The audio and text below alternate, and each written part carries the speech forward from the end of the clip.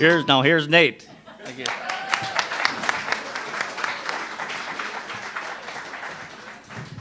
Thank you. Do I need this? Is it working?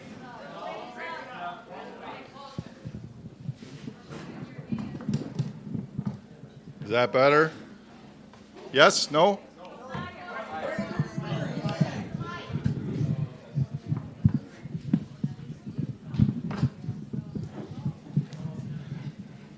How about now? All right. So, how many of you have heard me talk before? I know a couple. Okay. I know there's one young lady in here that's heard me 7 times, so I had to add quite a bit of new stuff because she would be here. So, I'm not going to finish quite by 5:30, but I will speak very fast, and I doubt that you'll be bored. The war on climate is your topic today. The subtitle is an invitation to participate in the future. It seems like the right 1 inch of my screen is not working on here. I don't think I have anything important on there, but if I do, I'll point it out. When I do talks like this, you don't know the audience, and it kind of depends on your mood. And do you choose door number 1 where it's going to be fun and everyone's going to laugh and feel good, or is it going to be educational, or is it going to be helpful to your own lives?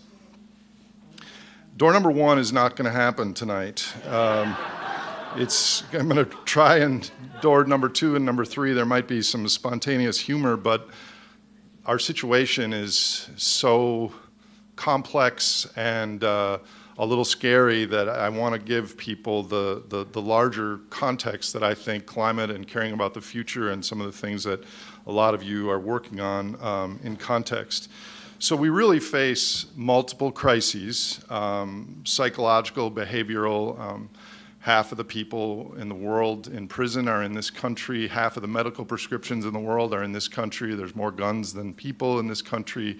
Those type of things I won't really have time to talk about. The environment is not just climate change and ocean acidification, but that's a big part of it. And then there is also what we use energy for, and the economy, and the ongoing end of growth is something that I'm going to talk about. And for us to really know what we can do about climate, we have to see how the whole picture fits together. And so that's kind of how I'm going to organize this. And about 30 minutes of the talk is going to be on the problem, and then the last 20 or 30 minutes is going to be on using this frame, how you can help your own life, psychologically, behaviorally, resilience for the end of growth, and also contribute to a better environment and climate. So let's start out with the economy and energy.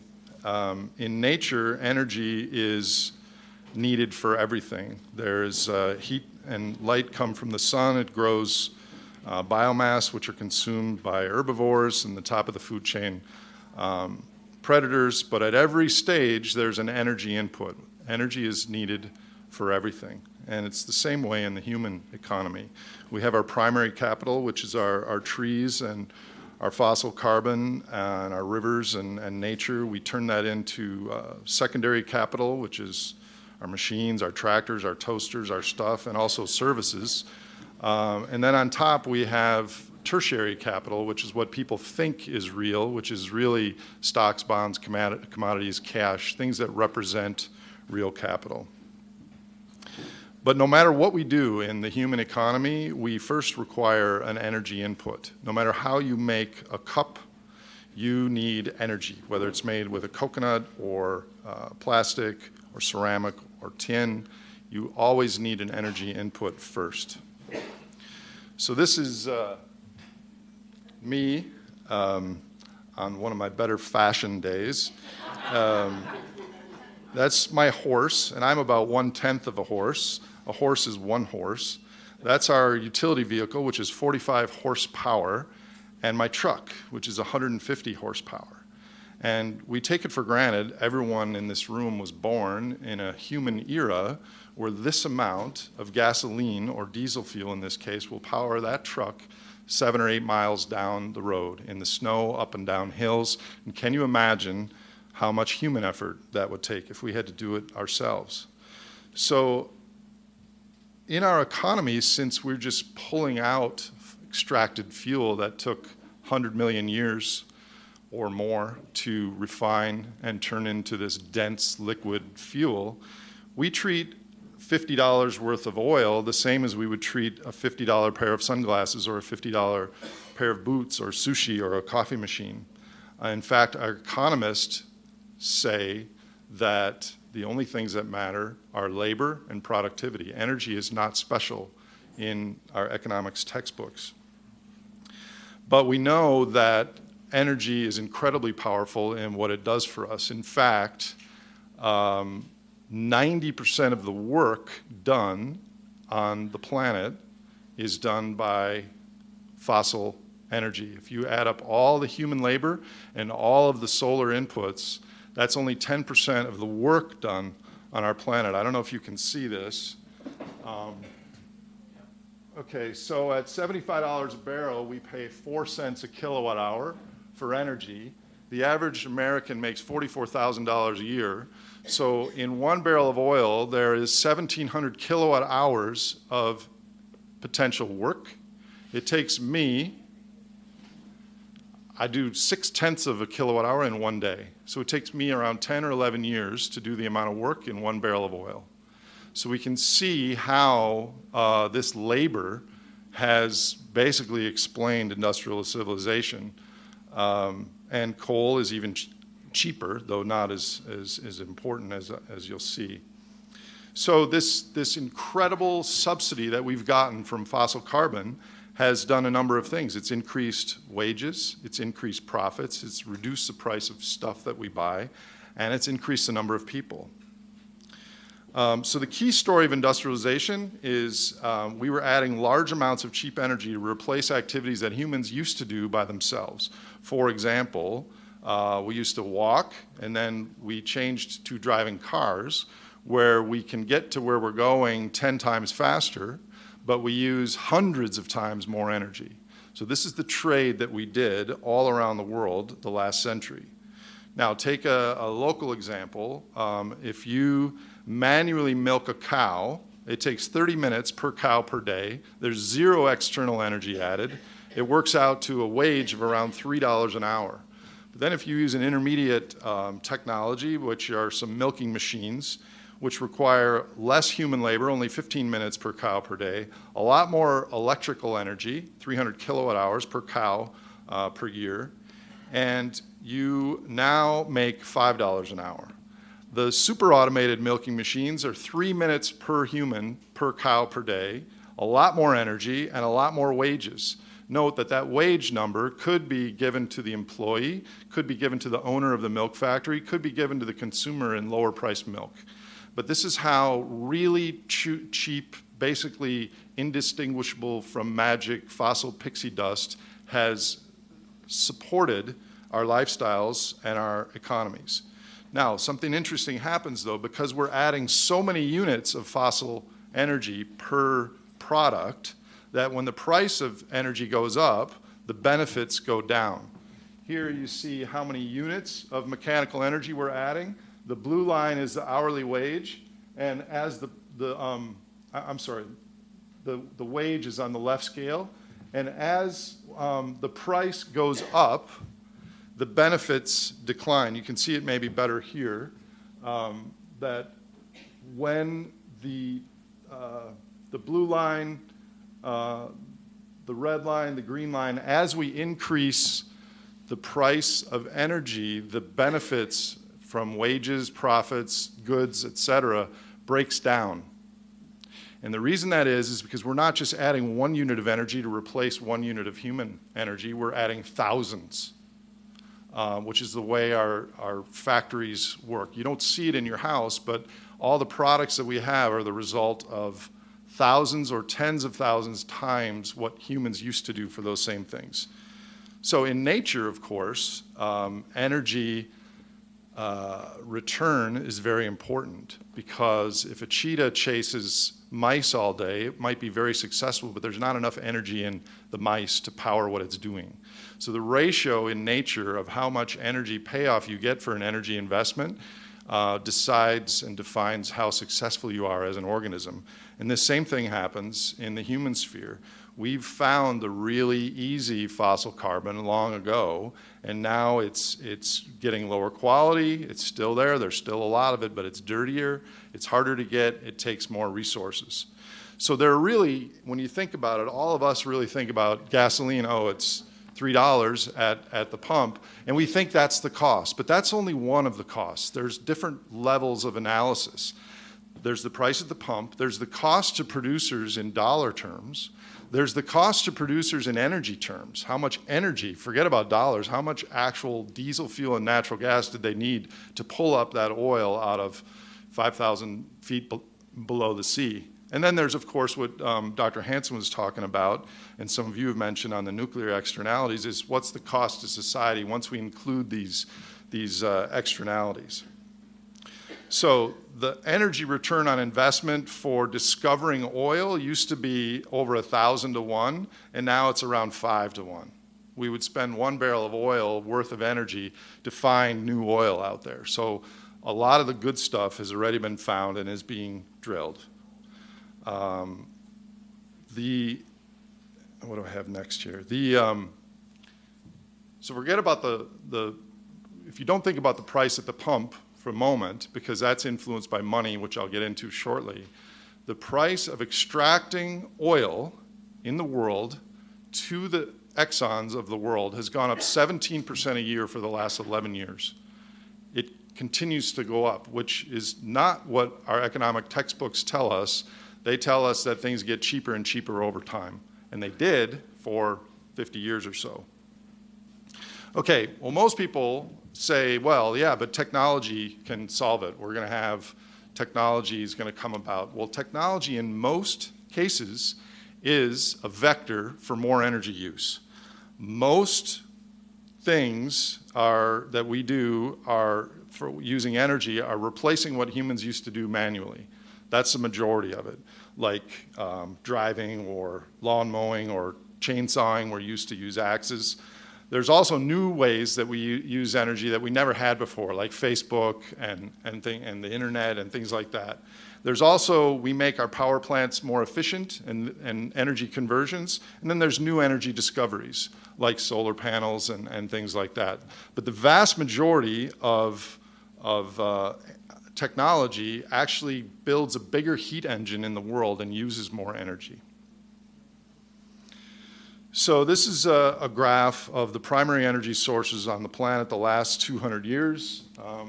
You can see the beige is biomass, then there's coal in the gray, then oil and natural gas in the red, nuclear in the light blue, hydro in the dark blue, and renewables on top. You can see a couple things. One is, with the exception of some recessions, the human heat engine has gotten bigger and bigger over time. You can also see that the beige has started to go up, which means we're starting to use forest products a lot more. Where I studied in Vermont, it was completely clear-cut in the year 1850 and 1860. There were no trees in the state except for up on top of the mountains. We used to use timber for food and fuel and heat. The other thing you notice about this graph is when we discover a new energy source, it doesn't replace what we were using. It's kind of an additive thing. There's a time lag in when we have a new energy source going to another one, historically. Okay, money. We can't understand energy, or the environment for that matter, unless we understand money, which are claims that each of us own or think we own that are claims on future energy. I have a $100 bill in my pocket. I might go tonight and buy some sushi, and it's a claim on tonight, or I might save it for 10 years and call in, buy a wheelbarrow or whatever. But money is a claim on future energy and resources if we understand that energy is really what underpins society. So what they're taught in the schools is that banks are intermediaries, that they just move money, existing money around, and that is not true. Banks create money out of thin air. When you go to the bank and get a loan, as long as you're a creditworthy customer, you get a $100,000 loan, they put $100,000 in your account and they put an asset in the bank's account at the same time. Seems okay. It always was okay, except Nowhere in the system does $100,000 of purchasing power leave. So at that moment, there are more claims on future oil, gas, trees, water than there were a minute ago.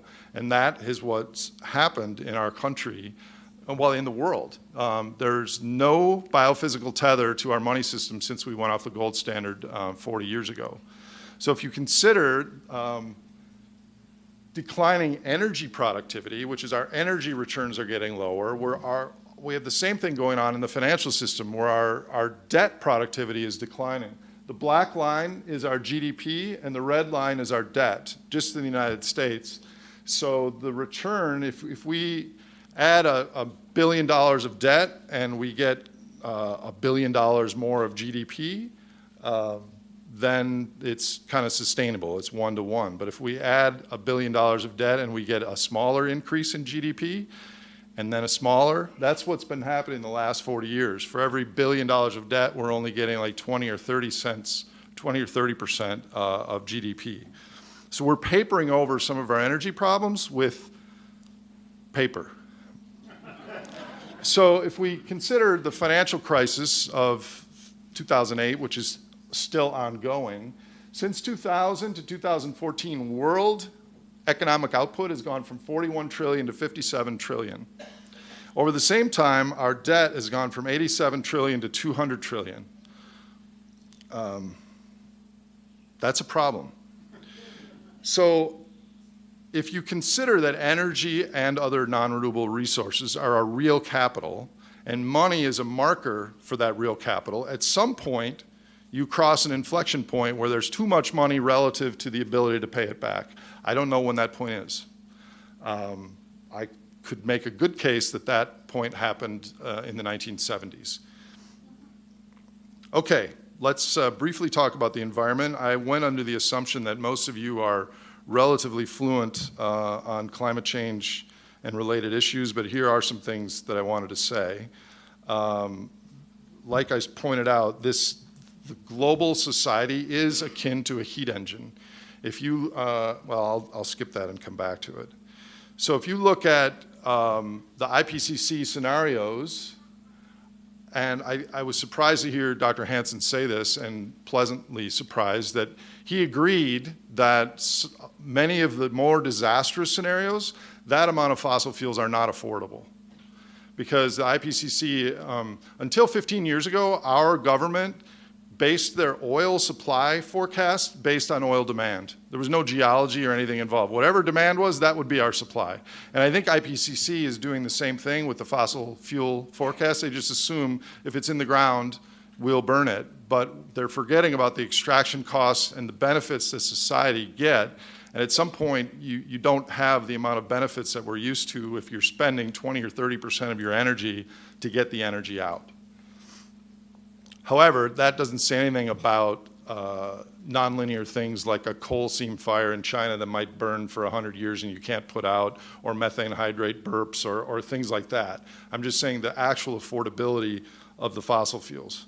Okay, so this is something that people don't think about much. If you consider an Earth time clock, we're 4.5 billion years in almost. The first oxygen was after a couple billion years. These stromatolites, which I collect, created oxygen as a byproduct, and then plants and animals came from them. We're in the age of plants and animals now. We only have, depending on estimates, 500 million to 1.5 billion years left before the oceans boil because the sun gets warmer every year. The dark point of me bringing this up is if we mess this up, we ain't going to evolve again. There's not enough time. Not just us, but complex, large life.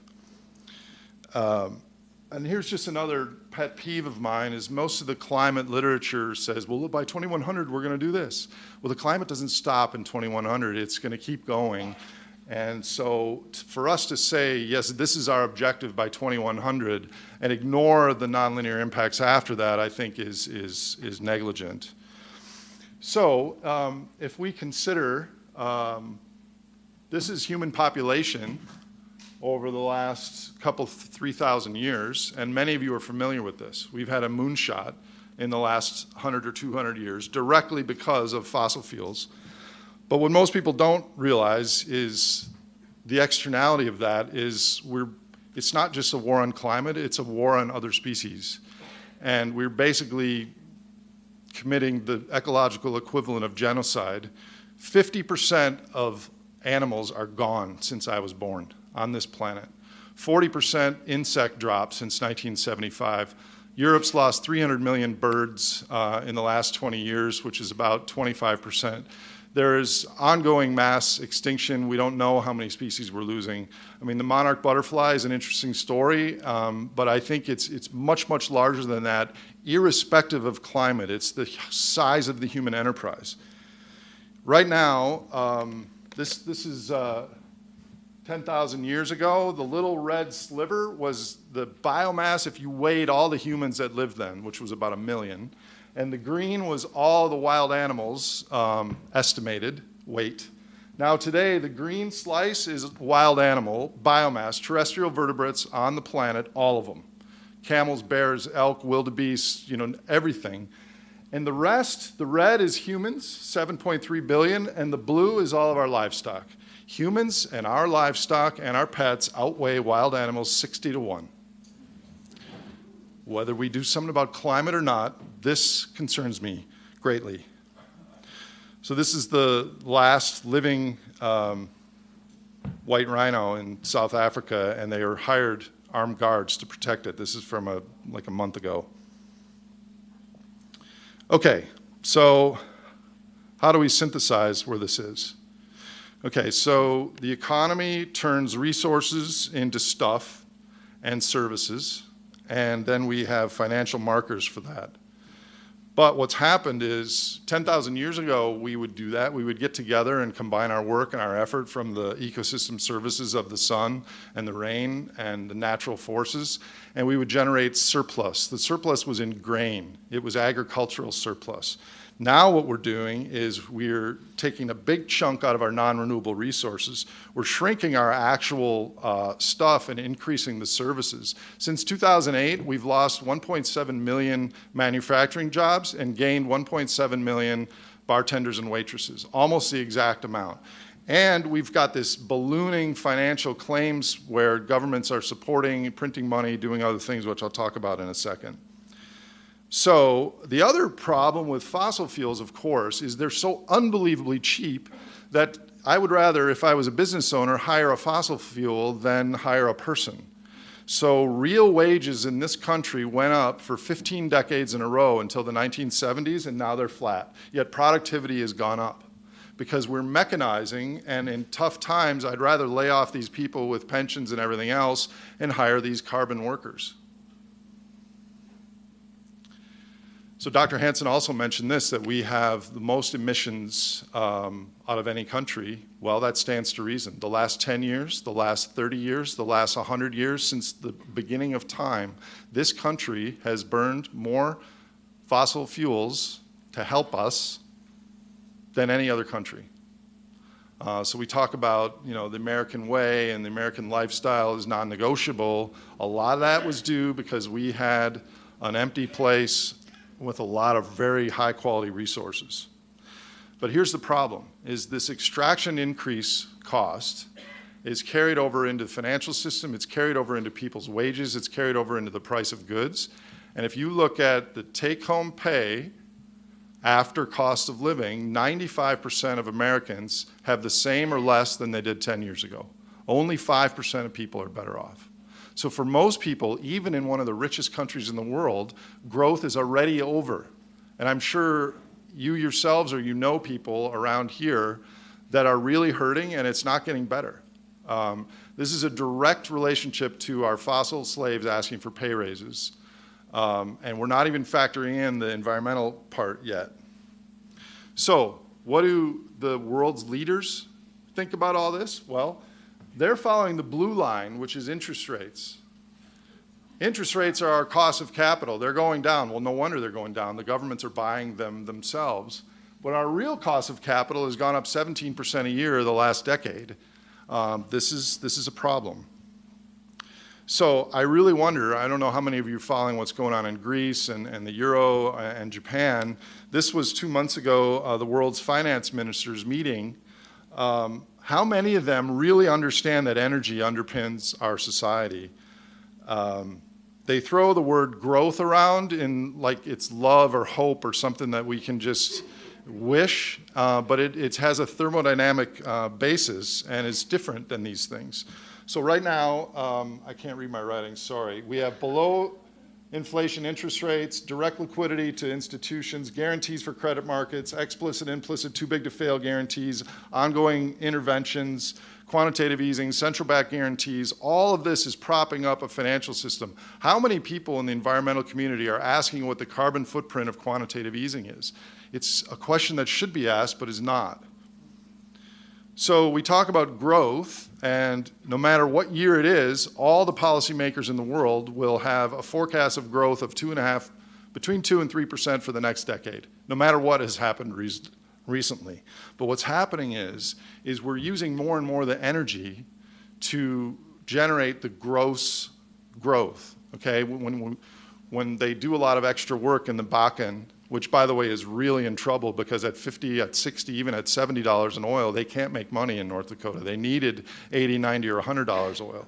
But we're burning that oil, and so we're getting GDP from it, but the benefits are declining because we're not able to spend it on Disneyland or trips or anything like that because we're spending it on the thousands of sand trucks that are going past here every day for the fracking and things that we didn't used to have to spend it on. And this has impacts on the economy.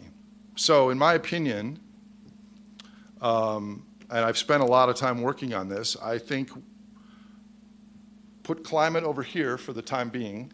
We are headed for wider and deeper poverty, and in the next 10 years, we're going to have the largest depression this country has ever known, probably the next 5, but the next 10 anyways. And that is because of the costs are going up for extraction. The other thing that's going to happen is the really energy-intensive areas of the economy, cement, planes that aren't full, concrete, aluminum, those things that require a lot of additional inputs of energy are going to become too costly. So we're going to go back down to the intermediate stages. Now, in the near term, we can paper this over with money and guarantees, but the engine that drives the economy is starting to slow. Okay, so what are some things that would reduce climate risk and save the environment and species? Well, a steep carbon tax. I am 100% in favor of a steep carbon tax. But I'm also have thought about what the results of the carbon tax would be, and I'm willing to accept that. A steep consumption tax, a baby tax. What are some things that would help the economy? Well, kind of the opposite things. Cheaper energy, $50,000 forgivable loan to every American. Industrialize Africa and the Asian subcontinents. You begin to see that there's a loggerhead in between the environment and the economic goals. So in our own state, the battle between economy and the environment, this is gasoline price over the last 5 or 6 years. A couple years ago, gas was $4.30. Now, the government is trying to get a 16-cent gas tax through. Can't do it. Cannot do it. Yet we're $1.50 lower than we were 2 years ago. Okay. I'll just read this briefly because I have nothing against our president because I think he's stuck, and I'll get to that in a second. But quotes, now under my administration, America is producing more oil than at any time in the last 8 years. That's important to know. Over the last 3 years, I've directed my administration to open up millions of acres for gas and oil exploration across 23 states. We're opening up more than 75% of our potential oil resources offshore. We've quadrupled the number of operating rigs to a record high. We've added enough new oil and gas pipeline to encircle the earth and then some. Applause. And shortly after, climate change is a fact, and when our children's children look us in the eye and ask if we did all we could leave them a safer, more stable world with new sources of energy, I want us to be able to say, yes, we did. Applause. It's not against him. It's the political structure. Well, I'll get to that right here. Our politicians, our leaders that we elect, are kind of in a tough spot. Imagine them saying the things that I just said to you. Our politicians, Number one, I want to be reelected, more social status and access for me and my family. Number two, I have no answers for the real questions. Number three, I don't even want to acknowledge the problem is at hand. I don't want to admit I have no idea, and I will do what I think keeps me in power. This is a virtuous cycle.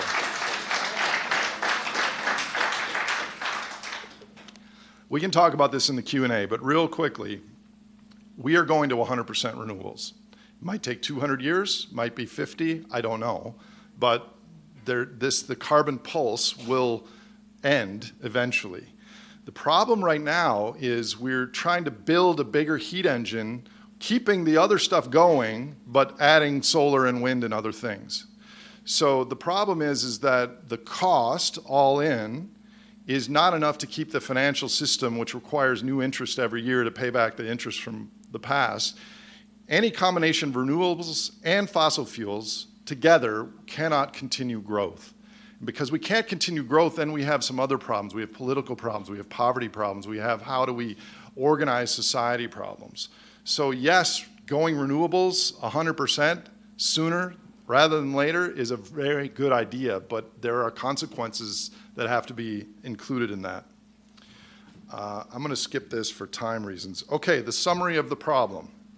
We don't face an energy shortage, but rather a longage of expectations. For most, not all people, growth is already ending. Current consumption levels are being supported by central banks creating money and guarantees around the world. A carbon tax is a tax on 90% of our workers and counter to GDP, and we can talk about that in the Q&A. Solar and wind are getting cheaper, but not cheap enough to continue growth. We need larger than baby steps, but our policies and institutions were designed for baby steps. We are unlikely to do much in advance of a crisis. The main difference between us sitting in this room and earlier humans is A, we're using fossil carbon as a main energy source, and B, we figured all this stuff out, which has to be worth something. Okay, Emily, where are you? Is Emily here? Oh, hi, okay. So this is the new stuff that I added. Okay, so some of you might be thinking, wow, this is exactly what I think. This is great. Others of you might be thinking, if that's the case, why aren't other people talking about this? Why don't I hear it in the media? Why don't I hear it at, dinner parties? And some of you might be thinking, this guy is full of shit. I can't wait for dinner. And the reason that we feel this way is that the brain is like a gyroscope that reacts to incoming things that makes us more healthy. And I'm going to give you a very quick run through of 6 cognitive biases that are prevalent in our species.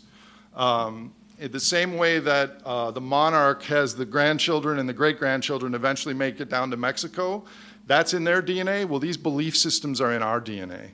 And then I'm going to get to potential solutions. Okay, cognitive dissonance. Many of you are aware of this, that Jared Diamond in the book Collapse gave the example of a dam that was about to break, and people 3 miles downstream were very worried. And people 2 miles downstream were like freaked out, like super worried, calling the police.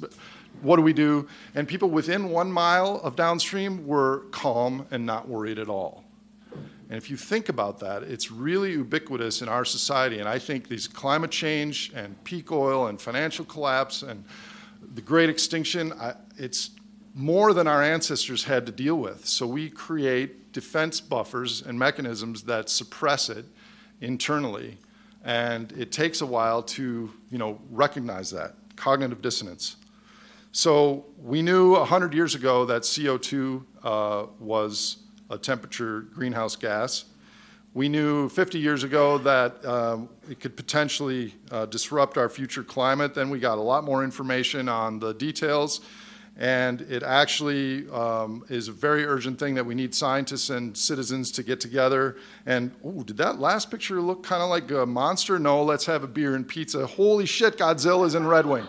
So this is a phenomenon that I would call time bias, is humans and all other biological organisms are hyper-focused on the present. The present, the next 10 minutes, and the present, the last 10 minutes, called the recency effect. So James Schlesinger, the former head of the CIA and Secretary of Energy, who after one of my talks gave me a hug, by the way, he said in 1979, we have only 2 modes, Americans, complacency and panic. And this is what's called time bias. Confirmation bias, motivated reasoning. I put the example up here of the 9/11 was an inside job. I could have put up a lot of different examples. What people do is if someone believes 9/11 was an inside job, which I patently do not believe, they will go to websites that explain why that is. They will not go to websites showing scientific proof of why it was not. All of us use confirmation bias where we check out our own news sources and the things we're used to that give us confirmatory pats on the back that we're right. And not only that, but it becomes motivated reasoning, which involves our emotions. We actually emotionally need it to be right and go to lengths that when we're given facts about climate change, for example, that show it's undeniably real and urgent, we will actually go out of our way to make those facts not true. In other words, we'll debate beyond the point of the relevance of the facts. In-group bias, conformity bias. There's a famous test called the Ash experiment from 50 years ago where they had 8 people in a room and one of them was the real scientific study, like a student. And the other 7 were Confederates. And they would always tell, that person would go last. And in this case, they said, which of the lines over here best matches the line over here? And when the 7 people said, oh, it's line number C, obviously the 8th person's like, really? It doesn't look that way to me, but okay, C. 70% of people went along with the consensus even though they knew it was wrong. This is called conformity bias, in-group bias. We really care about social status of our group, even if the group is randomly assigned in some scientific study. Optimism bias. We all think we are better than we really are. Optimism, just being optimistic in life, reduces cortisol, which is a stress hormone. It boosts helper T cells, which is good for our immune system. 92% of college professors think they're better than average at teaching. There's all kinds of examples like this. Why? Because it was adaptive. To think that I suck, if I went out of my house and everything I did sucked, I wouldn't succeed in my life. So this is a natural evolutionary response. Authority bias. Science has shown that if someone is charismatic and emphatic and in a position of authority, we will believe what they say, even if at the simultaneous time we're showing a person with proven credentials that is an expert in that matter. We will believe the authority figure who speaks with charisma more.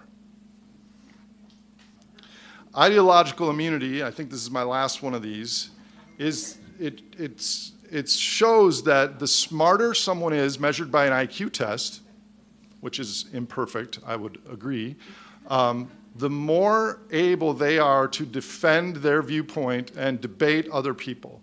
There's a correlation that the smarter people are, the better they are at debating alternative viewpoints to their own. And it makes you wonder, is the adaptation of human intelligence, was it so that we could progress, or was it because we could debate people in our tribe and win arguments? There's more biases. There's actually thousands of them, and I'm not going to go through them, but the point is that our brains are modular and integrated. We have, right now, everyone in this room has a tiny little area of their brain that is scanning for snakes. And in the fourth row, I did bring my pet coral snake, and it's slithering around there. Yeah. No, but we have all these things working at once, and they don't agree with each other. They don't have to agree with each other. It's whichever one shouts the loudest gets our attention at the moment. So what's really happening here is we've got a real physical world, and then we have a virtual world in our brain. And some people's are really disconnected, and other people's are closer. But humans are naturally, we're human first, and we're scientists second. So the whole edifice of science is an attempt to get us closer to the real physical world. And then I think you have to synthesize science as well, because just knowing physics without knowing all this other stuff, you don't quite get the whole story. Okay, how do we solve these problems? I don't know. And I think whatever my opinion is, I think the answer to these issues we face is probably going to be different for a lot of different people. I think you have to think about yourself. You think about your family and your community. You think about the United States or the Midwest. You think about other species maybe, or other generations. So there's all different lenses of how to view this problem. Some people will be kind of normal, just like this circle. Other people will be like this. They really only care about themselves. That might not be a bad person, but that's really what their focus is. Other people might really care just a little bit about themselves and care a lot about other species and about the future. These people are in the minority, but we need some of these people in our culture for absolute sure. Okay, so with that little diagram fitting in the middle of psychology, environment, and economy and end of growth, I'm going to give you some suggestions on what we do. And the reason I'm here is I've stopped speaking because I'm writing a book and focus on some other things, but I will speak locally. And you all people are in my community, so I want Red Wing to play a role, and Minnesota, in what's coming. So I don't see a clear move right now to make for solving climate change. My own personal opinion is there's only one way that we're going to solve climate, and that's massive economic deterioration the world over for generations. And yet, maybe we get lucky and we still emit carbon for 30, 40, 50 more years at a smaller amount, and some buffering effect that we don't know. I mean, I'm not a climate scientist, but that's my opinion. But I think what we want to do is have more people on the chessboard, so that when there is something that we can vote for, if Bernie Sanders gets elected and we have a carbon tax, and yes, we're going to tighten our belts and do this thing, there is a population of people. The Citizens Climate Lobby, James said it doubled the last few years. We need it to go up 100 times, that sort of thing. But in order to have game moves down the road, we need to have game moves closer first. We need people to stay in the game, because it's not just climate, it's also your wages and your job and your everything else. So with that said, let's start on some suggestions for being personally resilient in our energy and growth future. So some of you know that before I was doing what I'm doing now, I worked on Wall Street, kind of the dark side. And there were years where I made $500,000. And those years, I spent all of it. I wasn't quite Wolf of Wall Street type, because I never did drugs or anything, but I had massive parties. My apartment was bigger than this room. I blew it all. And now I live on $45,000 a year, and I've never been happier in my life. I changed what has meaning to me. And I've also surrounded myself with people that care about real things and not about how they could just high five, I just made a $20,000 commission off this billionaire. I've changed who my group is. So if we look at energy use on the bottom, per capita, and subjective well-being on the left axis, there's not a whole lot of correlation between those people very happy and the energy use. The United States uses twice the energy of people in the Netherlands, about as very happy. We use 38 times the energy of the average person in the Philippines, just as happy. Now, if anyone in this room moved to the Philippines, they would be miserable because they're not used to that. But if all of us were living like that, we would probably be reasonably happy, just saying. So this is a very ubiquitous thing in sociology, where massive lifestyle improvements happen when you're really poor and you get some things, some energy, some food, some water, some sanitation, some medical care. And then after around $50,000 or $60,000 a year, your life satisfaction levels off. And as a former money manager of billionaires, I can tell you that line on the top starts to come down at some point. Okay, so number one suggestion, redefine what wealth means to you and others. So my little acronym here is from less to enough. Less could stand for less energy, stuff, and stimulation. Enough would be ecology, nature, utility, friends, and family. A friend of mine, who some of you might read, John Michael Greer, says, collapse first and beat the rush. And I think it's kind of a pithy phrase, but it's not necessarily to stop using carbon, but it's to make you personally more resilient to what's coming. Okay, I'll go through this real quickly. There's been tests on animals and humans that when we experience something that we like, a reward, paradoxically, you would think, okay, in this case, a monkey hears some sound and gets some fruit juice. You would think that when he got the fruit juice is when he would get his neurotransmitter reward. But that's not what happens. He gets the neurotransmitter reward at the tone that signals that fruit juice would be coming. This is very, very important for our consumptive lifestyle because it shows basically that buying things is the motivator and having things is not the motivator. The wanting is stronger than the having. Some of you may know, well, probably 3 of you know, that I like to collect agates and stromatolites, one of my low-carbon pastimes. I now have buckets of them at my house. I don't care about the ones I own. I like the finding of them. And if you think about that dynamic, you can expand that to our entire culture. One more shopping center, one more rainforest cut down, one more orgasm, one more skyscraper. It's about the experience, not about the result. We have flow-based brains in a stock-based world. It's a disconnect. So if you think about this and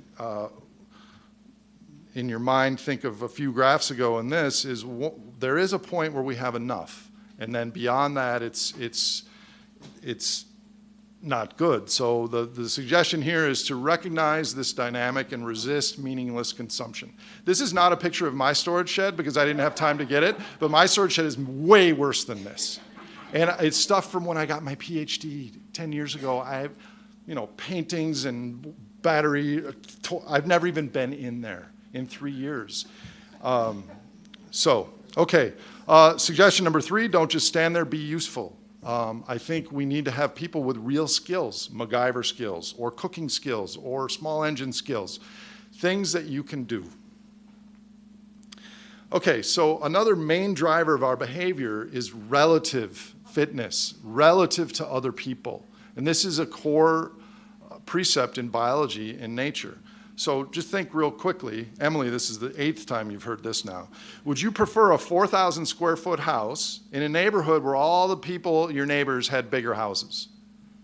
Or would you prefer a 3,000 square foot house where all your neighbors had smaller houses? Would you want a smaller house if your neighbors' houses were smaller? Most people would say yes. They care about relative to others. There's lots of examples in the literature here of I want to make 60 grand a year, or I'll make 50 grand a year if all my buddies are making 40. It's very prevalent in human behavior. So my 4th recommendation is we are living in one of the richest times in history. Enjoy absolute wealth rather than relative wealth because, believe me, I've caught up with Jones twice in my life and he's an idiot. Okay. So knowing that right now oil is depressed, and there's some reasons for that, but it's not going to last long, energy is going to get more expensive throughout your lifetimes. And there could be an economic depression, and it could go down, but over time it's going to get more expensive, which is going to limit some of the things that we do. Buying things from New Zealand is not going to be commonplace in 10 years. We're still going to have globalization, but I would expect that sort of transport is going to decline. So become more flexible and adaptable. Don't get a job that's 80 miles away and you have a 150-mile daily commute. Not only yourself, but we need to think about localizing and regionalizing supply chains. We can't have little components for our wind turbines and solar panels coming from, I was going to say Korea, but yeah, China.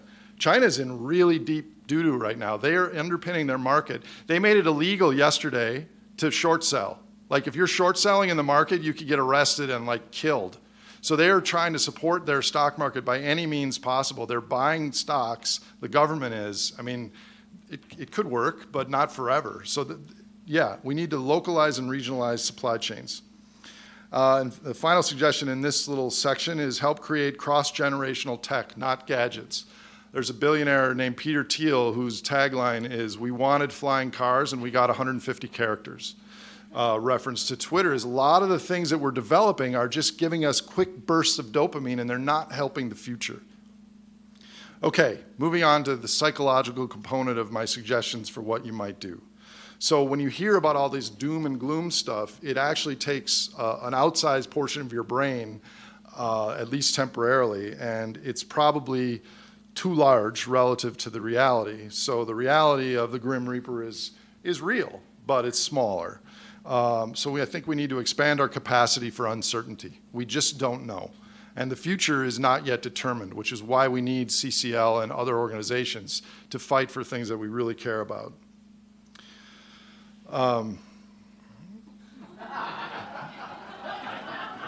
So the caption is, it keeps me from looking at my phone every 2 seconds. So I would recommend not to reduce your energy use, but to make your brain healthier, especially for the younger people in the audience, is to go on internet, social media, and even electricity holidays, especially television.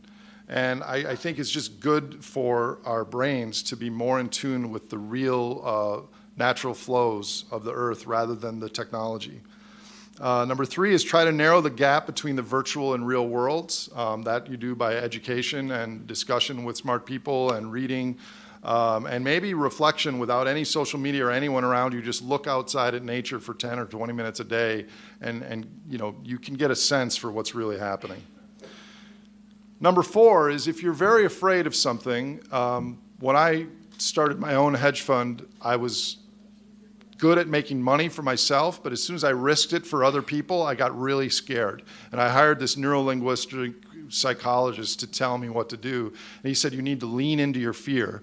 And so I had to practice, and I was deathly afraid of spiders at the time, and I got to the point where I could pet the marbled orb weavers in my house to overcome the fear. And when your natural tendency when you're afraid of something is to move away from it, when actually the healthier thing is to move towards it, within limits. We have a lot of things shouting at us, and some people would argue the element of free will. And I would say that what we need to do is practice free won't, which is make the things that we really care about, on the right here, biodiversity, climate change, energy depletion. We need to be able to develop at least a little bit of an impulse control. On that note, when a crisis hits us, we react. So I think this is more of an advanced suggestion, to build neural structures for when tomorrow becomes today, kind of like having a parallel self, envisioning role-playing in the future of how you will react when something happens. And then it's important that you don't get bogged down. This stuff we're talking about is freaking toxic. I have to take 5 hours a day and go for hikes and take naps and do stupid, mundane things, because talking about the climate disruption and the biodiversity loss that we're facing, not to mention the end of growth and these other things, is really heavy. And so you have to be kind to yourself and devote your 3 hours a day to this or whatever, and live and laugh a lot.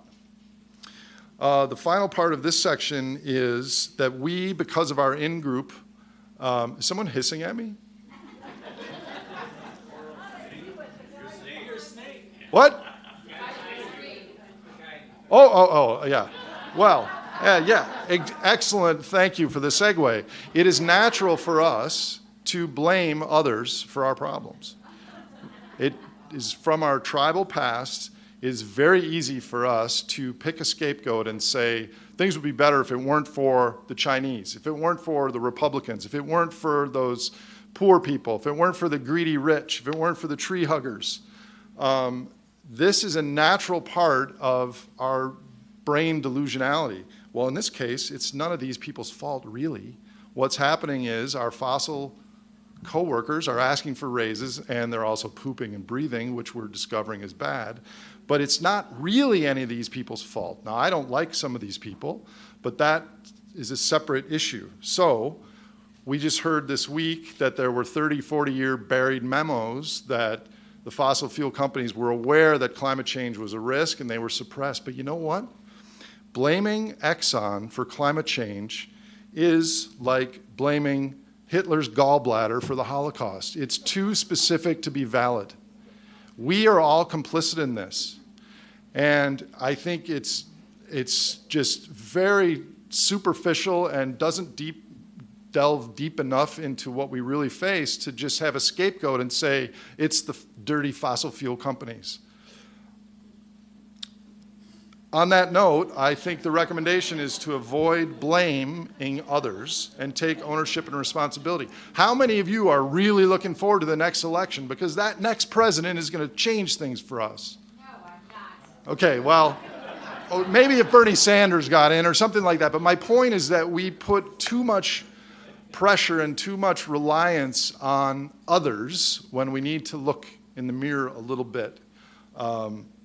There are sociopaths in fossil fuel industry, but there are also sociopathic lawyers and doctors and people on Wall Street and real estate developers. And there's very good people in the fossil fuel industry as well. And bishops, sociopathic bishops, thank you. Okay, so I'm nearing the conclusion of my talk, and we still have some things to do about why you came today, which is what to do about climate change, what to do about the environment, what to do about the sixth great extinction. And I think some of the things I'm going to say now are a little controversial and maybe don't feel good, but maybe that's okay. Uncle Tom's Cabin was written in the 1860s before the internet, Emily. And so people then, they could read, and then they would get angry. And what they would do is go out and riot or go out and argue or go out and do something. Now, when we read something that makes us sad or pissed off, we write a blog post or we tweet. And what happens then is the dissonance in your brain disappears. The intelligent raging that was there is dispotentiated. It's gone because I expelled it in the ether because I was so clever and boy, I told them.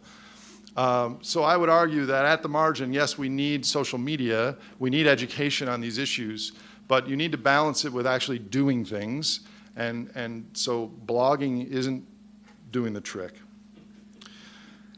Neither is reducing consumption. Given what we face, to go living off the grid and buy an electric car or give up factory farm meat or any meat for that matter, these are all good things, but we need warriors and mystics. What we face now, someone living off the grid is doing about the same for climate change as Donald Trump. Well, maybe not that bad, but you know what my point is that we need a rapid reduction. We don't need a little bit of a marginal reduction, and if you just reduce and the whole heat engine keeps getting bigger, someone in China is going to use what you didn't. So I believe we need more warriors and mystics. We also need diplomatic dialogue between this group, this group being the Citizens Climate Lobby, and the people that create our supply chains of food and energy and sanitation and things, that there's a physical infrastructure and there's an environmental story, and those people aren't talking to each other.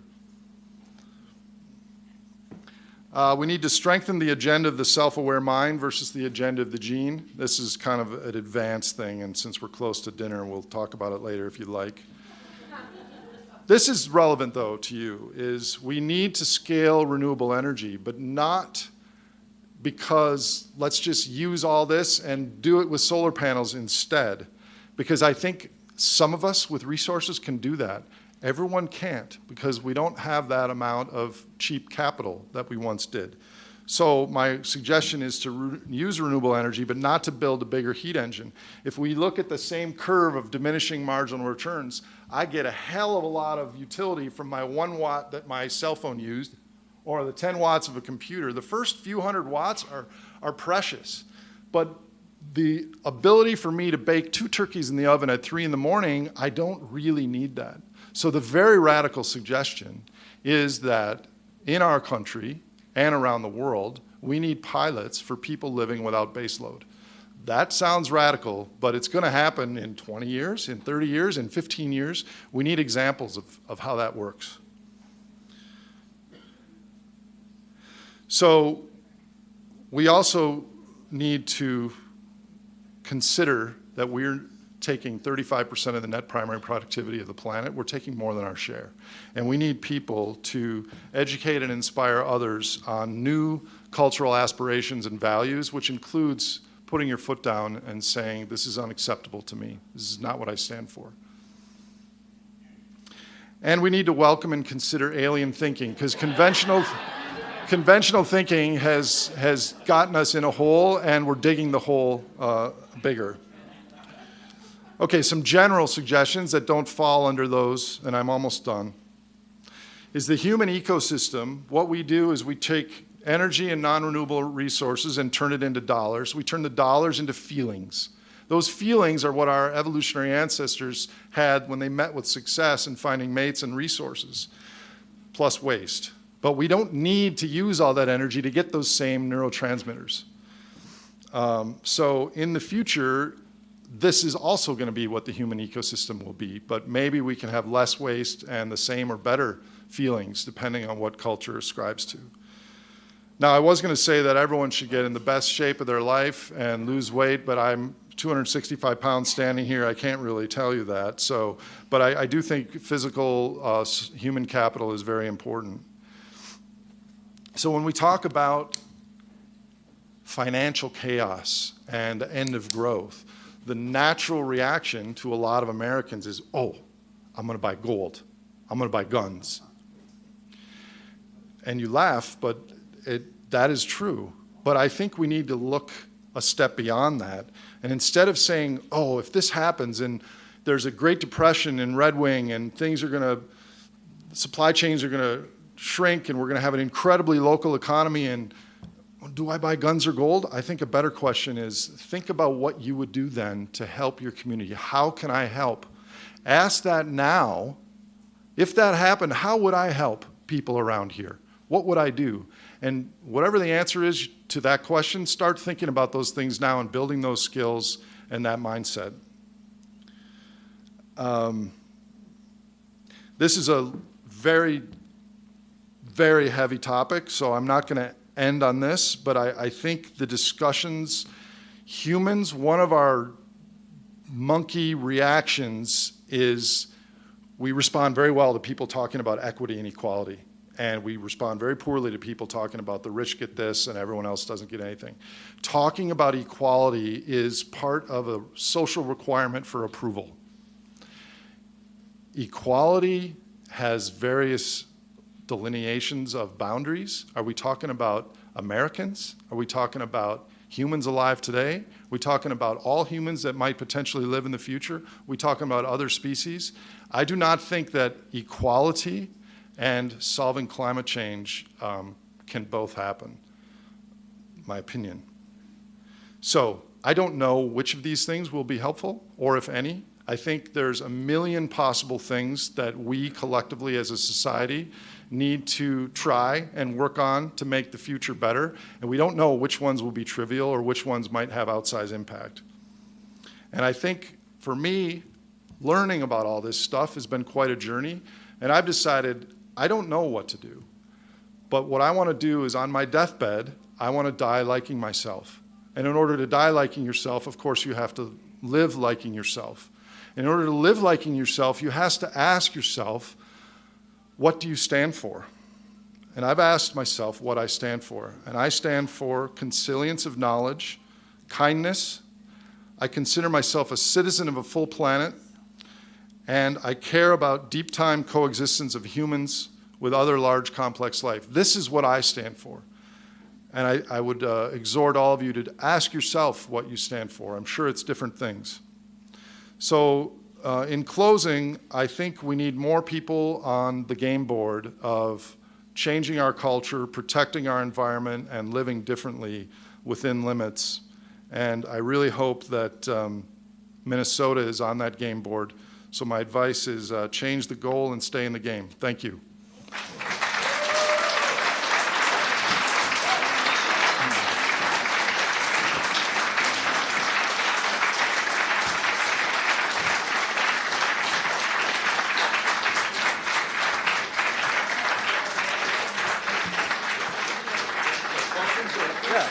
So I guess we're kind of over a little bit, but why don't we take 15 minutes of questions if there are some, and then everyone go outside. You want to go outside now, go ahead, and then we'll have like 15 minutes of questions, and then we can meet outside and discuss more. Sure. If anybody has a question, please come forward and speak into the microphone.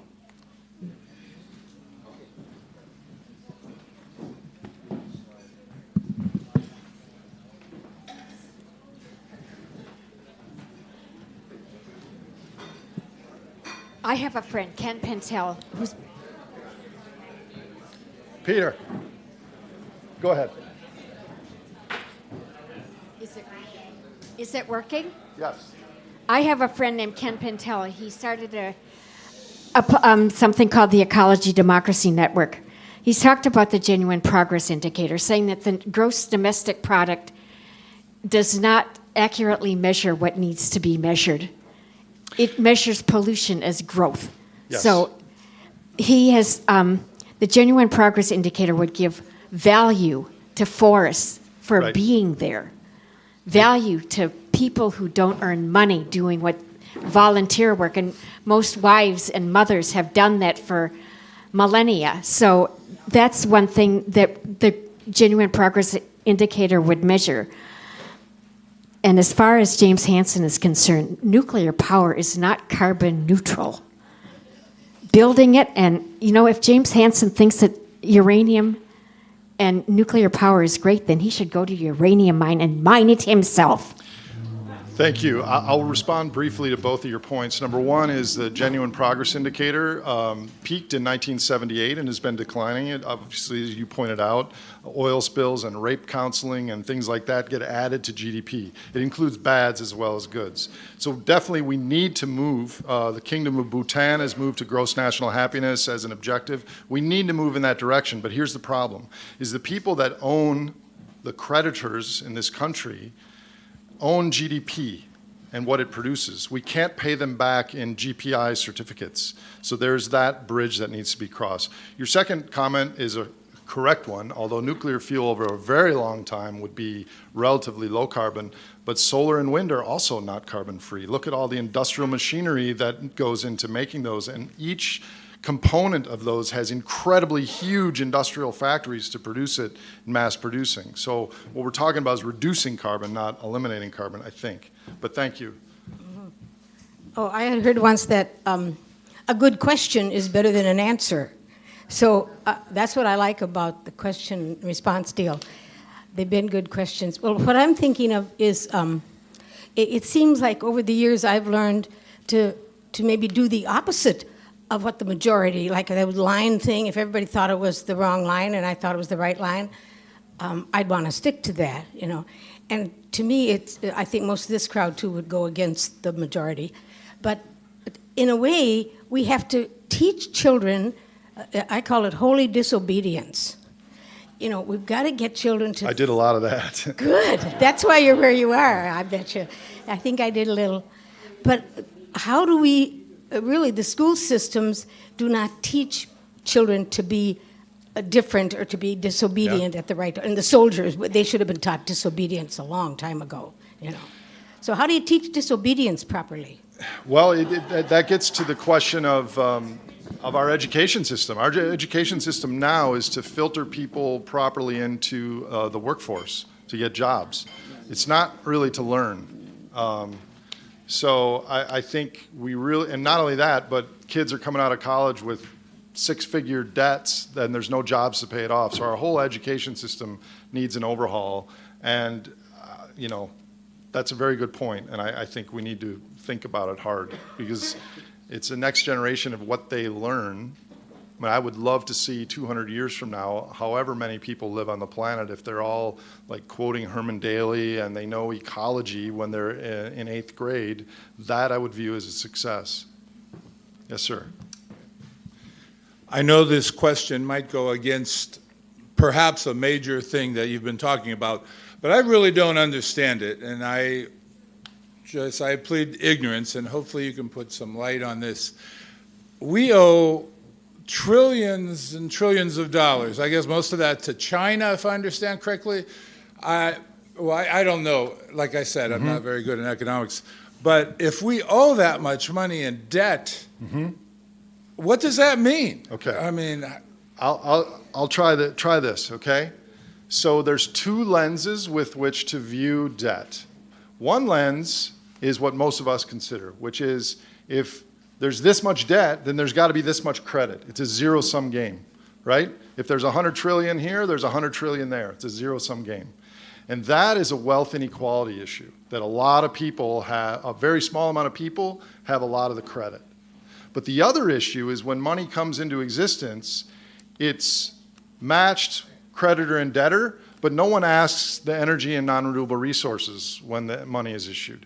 So the second lens is kind of a Ponzi mentality, which is all of this money, whether it's the interest, the money in your checking account, the money in your pocket, your stocks, your bonds, all that stuff requires a future return that is predicated on, in our case, cheap fossil fuels and other non-renewable resources like copper and things like that. So in some sense, it's a zero-sum game, and in another sense, it's a larger and larger claims on the future of stuff.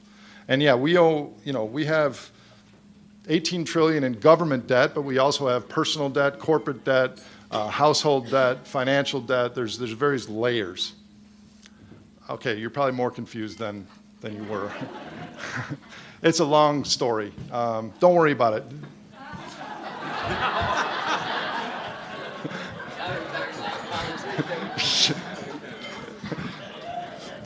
Yeah, I'm a planning commissioner on a local planning commission, and I've gone to meetings and said things like, we don't want to have to ship our corn from Iowa, let alone from South Dakota, from South America. And I'm wondering if I can use you as a resource when I make that. Absolutely. Okay. And the next question is, you have an acute ability to bring many things together. How long do I have to wait to read your book? Because the ability to bring in the psychology, Kahneman and Tversky, and biases and Jonathan Haidt type stuff just makes me insane. I can't. Those wait. are great references. The answer is, to be honest, is I got fed up with Wall Street in 1999. I gave my clients back their money. In 2001, I started reading books, and I had $500,000 in the bank at that time, so I kind of just lived off that. I traded a little bit.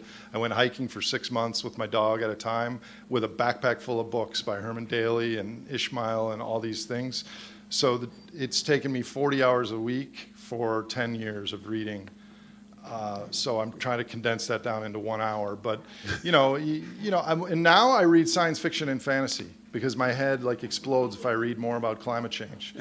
So I try and every third book be a nonfiction book, but I'm failing at that. Because you don't need to know all the reductionist details about one thing. You just need to kind of know. We need more generalist knowledge instead of reductionist knowledge, in my opinion. Good point. You must be an operations research major. No, Chinese and business. Okay. Now the real question is, do you think we should try and get the kind of activity going that we did in the year 1998 when everybody was worried about year 2K? Or is that on the environmental side or on the end of growth side? On the carbon. Both of those. Do you think we should try and use that emergency? We need to do something that leapfrogs our evolutionary time bias, that everything is fine, let's party, this might happen in the future. Especially, okay, so the end of growth is one issue.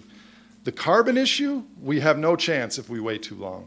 There's one planet Earth. But how do we trick our brains into acting as if it's that urgent?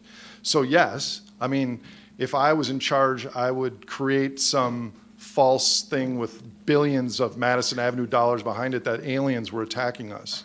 Because if aliens were attacking us, we would suddenly, all 7.3 billion humans, become one in-group. And we would carpool and stay at home and eat mac and cheese and nothing else and do whatever the government would tell us. But I can't conceive of any way to make the Chinese and us and the rich and the poor, it's very difficult to become one in-group. But that is a narrative that needs to happen, is we are at war with the future. And so, I don't know. I mean, I think it's a good idea. I don't know how to put it in practice. Okay, thank you. Sure. So maybe this is a line? Okay, a couple more questions, and it's kind of hot, and people are... Okay, could you explain a little bit more about why we cannot address climate change and try to work towards equality? Or at least even reach it, you know? Because I'm not understanding that. Thank you. Well, I think in some ways we will accomplish that because I think there will be a financial crash in the next 10 or 20 years, and so a lot of the rich people will become poor, and therefore we will be equal at that point. That's kind of a dark answer to your question. But let's talk about carbon fee and dividend, and then I'll get to your part of the question. We're focused on the economics of it. And we conflate that we're misunderstanding the energy part and the economics part. If we tax gasoline $1 and give the dollar to these people over here, then we've reduced carbon, except we're forgetting about the fact that they might spend that dollar on Starbucks or Walmart or something that has a second derivative of fossil inputs in it. But the larger thing that's missing is that we take $1 out of gasoline tax and we take $60 of work out of the economy, because gasoline is incredibly powerful. So if we remove the carbon, we're removing the work that the carbon does. Now, we might be happier and healthier because of that, but we're going to be poorer. Maybe not you and I will be poorer, but society in aggregate, somewhere in the system, there'll be lower wages, lower profits, higher priced stuff. So you can see where that leads to equality is there's a lot of poor people. We have incredible inequality now. And so what happens when we get poor? Me personally, if I could know that my actions would impact the future in a positive way, and that the future, that in 50,000 years there would be living oceans, I would give up just about anything. I would want coffee in the morning, a tent, a walk with my dog, meaningful work, and medical care. I wouldn't need anything else, and the coffee would be optional. So I would be willing to give up a lot, but most people, there's something called loss aversion, that when you start with $10,000 and you gain 1,000 and you're at 11,000, and they measure your brain chemicals, and then when you go back from 11,000 to 10,000, the negative feelings are way stronger than the positive feelings in going up. And you see it when you have two dogs that are playing, you give one of them a bone, the whole dynamic changes. And I think, given that you're veterans for peace and you really care about that, I think you're going to have a big job in the next 10 years. Because we are going to need to be peaceful to each other, more so than in the past, in my opinion. That didn't really answer your question, but maybe it got partway there. I was going to ask you to just back the frame up to the second to the last frame that you had there. And it's disconnected? Oh, it's disconnected. Thank you for the question. I just wanted to think about what you're, kind of find all that. I just wanted. This will be online, right? You're going to post this so you can watch it and. Yeah. I'm looking for, there's the GDP, which is essentially pretty much run by the very elite, wealthy people of this country. And then we have a 60% of the population that says that climate change is extremely important, a concern of theirs. And it seems that, as I recall, the answer to terrorism was we had to go shop. That was the number one thing, that consumerism, so that's what we're really good for, is consuming. So why don't we stick a stick in their wheel by not buying, holding off, and saying we're not going to buy one day a week or something like that. I think that's an excellent idea. I mean, it just seems crazy to me that we just keep handing them the money and telling them you lead us by the nose. You organize it, I'll sign up. Okay, good. You're there. So, are you wanting to quit? No, I don't mind. It's just hot in here and people are hungry. I don't mind. Yeah. I'll stay as long as you want. Okay, so I have a question that came from your last, the conversation we said about people being poorer. Now, in the United States, there is so much stupid stuff that if we could selectively get rid of the stupid stuff, being poorer would be fine. Have you thought of any way to do that? I think for 40% or so of Americans, a reduction in consumption would make them happier and healthier. But 50% of Americans truly basically have nothing. They have less than 3 months of income saved. If they lost their jobs in 3 months, they would have zero. So we're going to have to deal with soup kitchens and medical care and all those things. So there is going to have to be some sharing going on. Whether it's voluntary or forced, I don't know. But I think for a lot of people, reducing their consumption will make them happier and healthier. Right, that's kind of is like how to manage that. I'm growing food, by the way. Anybody want to help? The community rights movement, Community Environmental Legal Defense Fund, and those whole things, do you have a perspective on the stuff they're doing? This is not fair to ask in front of the group. Let's take that offline. Yeah. I do have some thoughts on that. Yeah. Were there more questions? Yeah. Thank you. Have you seen the REMI study that CCL commissioned that looks at the economic impact of fee and dividend? Yes. And it shows that the economy doesn't suffer, but it grows. GDP goes up. And then also British Columbia has had fee and dividend for a number of years, and they have seen economic growth and also an increase in their use of low-carbon technologies. So I'm just wondering how that fits. I disagree with the REMI report for some of the issues because I don't think they used a biophysical perspective. British Columbia at one time could have been a good example, but it's a failed example. They stopped at $35 a ton. Their carbon consumption flatlined and went down a little bit for 5 or 6 years. Now they've rehauled that, and it's expected to increase the next 10 years in a row. And what happened was that the carbon tax there, a lot of people drove into Washington State to fill up their cars and went back to Vancouver and other things like that. So it was a mild success for a while, but now they've frozen it. $35 a ton, no more increase. And now the CO2, if you look at the projections through 2025, every year carbon is going to increase. So it's the heat engine that is the amoeba, which is human society, that needs to be pricked somehow. I think the CCL thing, frankly, I hope that you guys get it through. But I'm also aware of, I think when the economy really does turn over in this country, Bill McKibben and others are going to be blamed for some of that because, whoa, these coal plants are so more expensive. And if we're willing to do that, I mean, we should be willing to do anything, right, for the stakes. But it's just complicated. It's not like I'm against it. It's just that it's nuanced. Okay, we'll continue outside.